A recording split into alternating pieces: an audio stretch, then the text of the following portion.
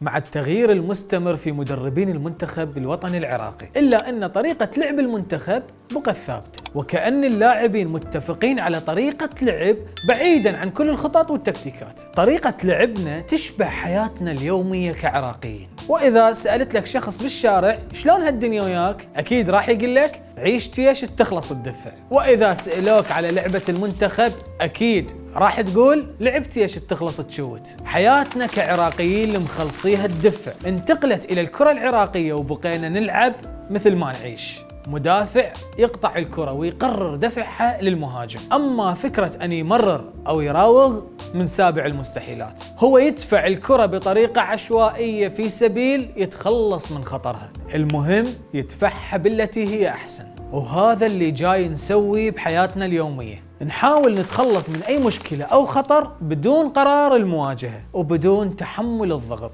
المدافع يدفع خطر الكرة عن منطقة جزائنا نفس ما إحنا ندفع خطر المشاكل عن بيوتنا، وبقينا نلعب مثل ما نعيش.